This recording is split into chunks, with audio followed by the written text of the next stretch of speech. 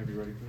Yeah, needless to say, I'm pleased with the outcome of the game. I'm pleased with our play. It certainly in segments. Are there some things that I'm not pleased with? Absolutely, guys. And y'all know me. I'll try to be positive until midnight, and then at midnight I'll get real negative. But I do think it's so important for kids to enjoy wins, and there were some good things that happened tonight. The first thing that jumps off the page to me is 18 offensive rebounds.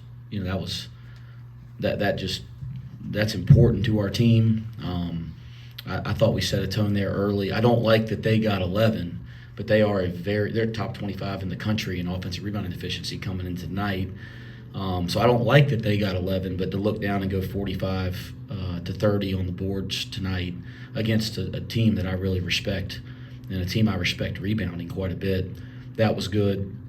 We had a lot of trouble last year with their match zone, and I thought we did a better job tonight of just moving the ball, being simple, being aggressive, and found some really good shots, and so I was pleased with that. But the offensive board, I think, started. Defensively, I didn't think we were good to start the game, but then we kind of picked it up a little bit, and we made that run at the end of the half. I thought it was a combination of just getting a little more active defensively, and then that fueled our running game. We finally put defense and running together, and you put a big run to finish the half, and I thought that was important for us. I could go down the guys, but, Odie getting the 2 early fouls right now with our depth in the front court, that's very difficult for our team. So normally I'd play a guy a little bit more with 2, especially a guy like Odie that is an upperclassman, and I trust. But, gosh, if we got Vic or Odie fouling out or in foul trouble in the second half, we're in trouble because now there's nobody else behind them. Sage is out right now with an injury. So I thought that put a lot of pressure on Vic, and I thought he was excellent there in the first half, like playing those extended minutes. 30 is more than I want to play him, and more than I think he wants to. He might not agree with that, but I think deep down he'd like to be in that 25, 26 range. So that kind of made the game a little funky. Dan Skillings, you look at the line, and it's pretty dang good, isn't it?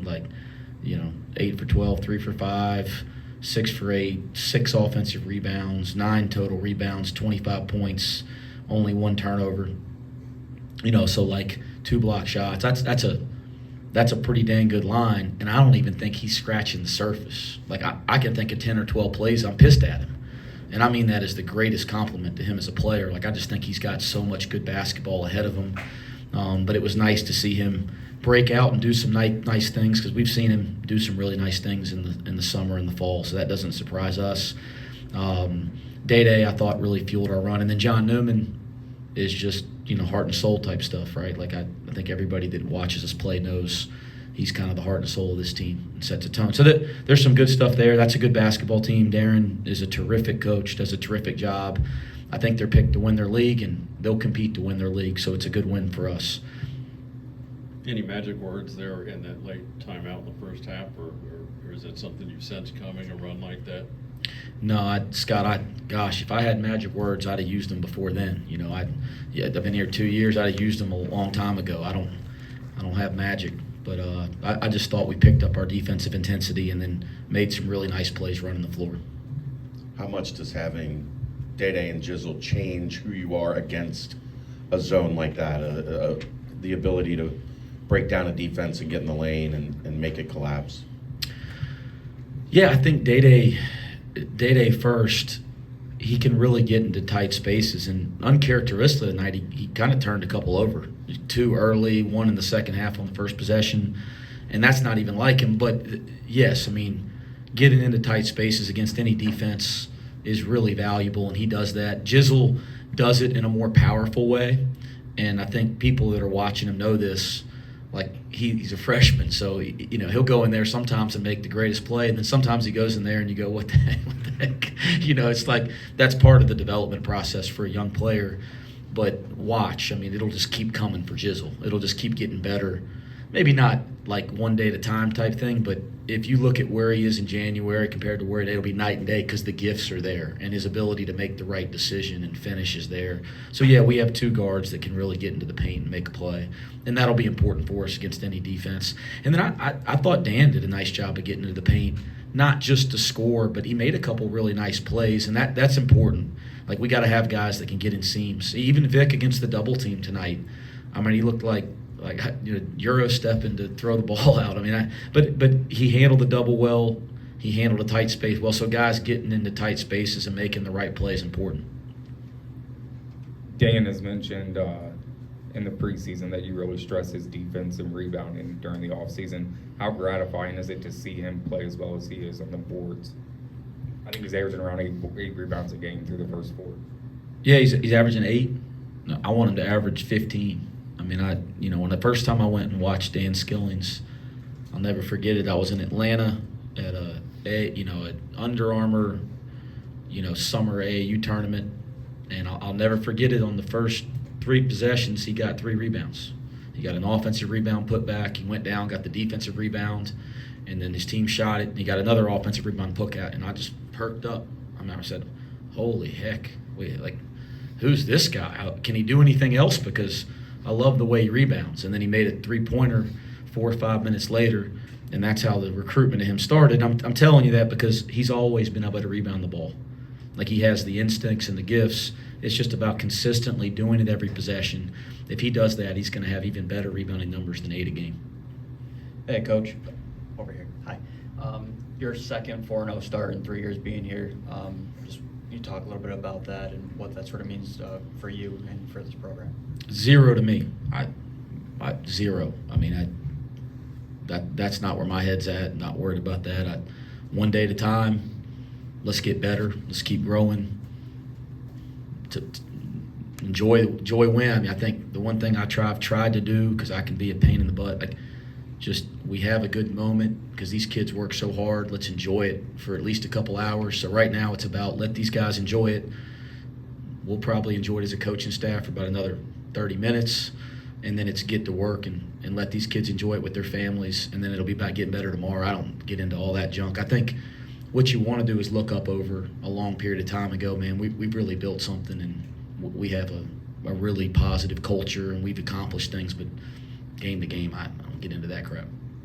You held them to only 4 3-pointers in the day. I think they went 4 for 20. Was that a big emphasis coming in today? Always a big emphasis for us is to guard the 3-point line.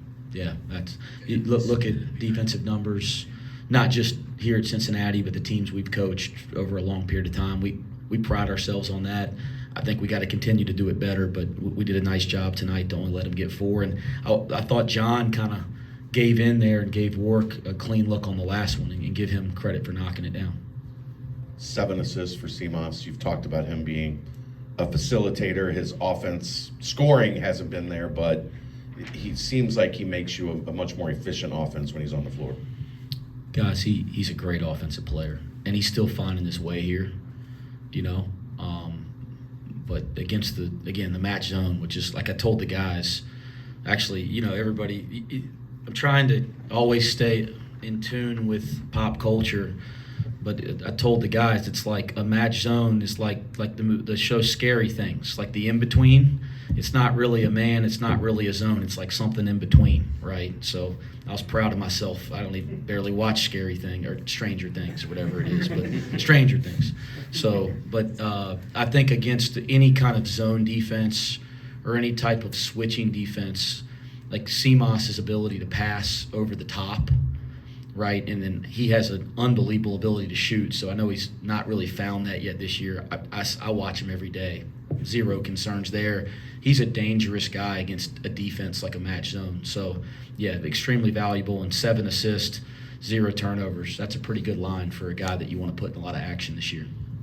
Wes, I know you've stressed finishing games and maybe a couple of times this year. You had a very good first half and maybe not so much offensively in the second half. Tonight, 45-45. What does that mean to you in terms of finishing off a game? Yeah, I actually said that to the guys in the locker room, that I was proud of them for finishing. That over the course of the last 2 years, sometimes we've gotten a lead and we kind of relax, which I do believe is normal. We're just not trying to be normal. It's normal human behavior when things are going well to put your foot off the gas, but we're just not trying to be normal. And so it was good tonight to see that we had success, but I thought we kept playing the right way. And so I thought that was a positive thing. We got to continue to do that. Is that maybe a reason a lot of the starters played to the very end of the game? Is that part of it or no? I think the main reason is this respect for how good Northern Kentucky is. And how good Sam Vincent and Marquez Warwick are. All of a sudden, that thing could go from 20 to 10 quick, right? So I had a lot of respect for him. If we were up 30, I probably just subbed a little earlier. But I just felt like as long as the game's in reach and the way they run the floor, that was respect for how good they are. CJ, kind of a off night today compared to his first 3 games. What are you seeing from him just in terms of his comfort level and just getting adapted here? He just impacts winning, does the right thing. He impacts offense. Like, you look at the numbers and he's 1 for 6. I thought both of those floaters, you should have made them. I think he'd say the same thing. But he's 1 for 6. But the impact he has on a possession, because you got to be so aware of him at all times, because you can't leave him open, right? The impact he has on the defense is so significant. So his line might not look great, but his impact on the game is significant. And then defensively, as a coach, very few times to this point have I ever gone into a timeout and go, what the heck is CJ doing? He made an error. He doesn't make mistakes, right? He's in the right place. He's solid. He's reliable. And then offensively, same thing. He's in the right places. So even when his line's not good, his impact on the game is significant. Second double-double for Vic in 2 games. How is he embracing that role as the guy that needs to be inside rebounding with Aziz and Jamil out right now? Yeah, I was waiting for somebody to ask about 14 rebounds. That's pretty good. And it's kind of what I said about Dan. He has 14 rebounds, and I'm thinking about the 6 times that I'm pissed at him for not going to the board or not boxing out. And that's a compliment. Like, he's terrifically gifted as a rebounder. So I thought after those first 2 games, he wasn't doing enough around the basket. It was nice to see that tonight. And again, 14 rebounds is good, and I'm still not pleased because I thought there were some possessions he could have gone. Like, he made the nice play, kind of penetrating their defense and kicked it out for a 3, and he's running back celebrating before the shot goes in. Like, I want him to go get the ball. Like, I want him to, as a great rebounder, you got to assume that every shot's going to be missed. So I like that he was celebrating for his teammate, but I want him to go get the ball. So 14's really good. 14 and 14's really good. And a compliment to him is I think there's a lot more in the tank there. 45-30 on rebounds, and Odie's in foul trouble, and Josh was in foul trouble. It's got to be tough to not fantasize what it would be like with those other 2 guys sitting there. Yeah. And you anticipate anything coming. Yeah, it's why everything is just so bittersweet right now. Like,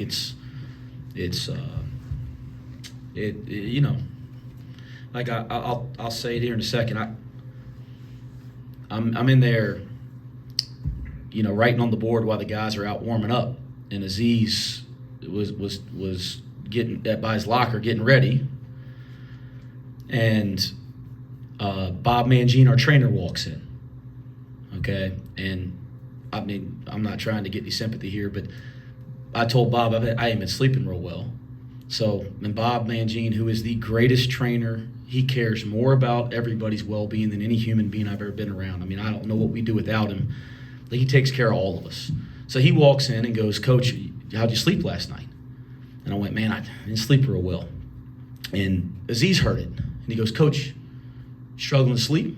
I said, just recently. I said, I'm angry about your situation. It keeps me up at night. And he said, Coach, I hadn't slept since game started. He said, I wake up every night and I can't go back to sleep. And it's like, it just that kills me. And it's good that you said it, because I got a couple things to talk about. One, Jamil Reynolds has still not received. We have still not heard back from the NCAA about his waiver, his appeal. We submitted his waiver in August. We submitted his appeal in October. I think it was the last week of October. We're 4 games in, 2 weeks in, and he hasn't heard. So we call the NCAA. I don't have a contact. I do not know who is the NCAA. They don't talk to me. I have no ability to talk to them. But our compliance calls the NCAA, and they said, oh, yeah, we don't think we'll be able to get to that waiver until December. And these are kids' lives. So the NCAA's mission statement: provide a world-class athletics and academic experience for student athletes that fosters lifelong well-being.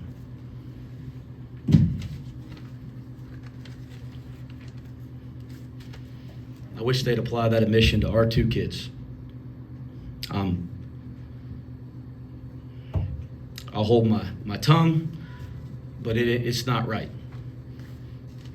It's not right.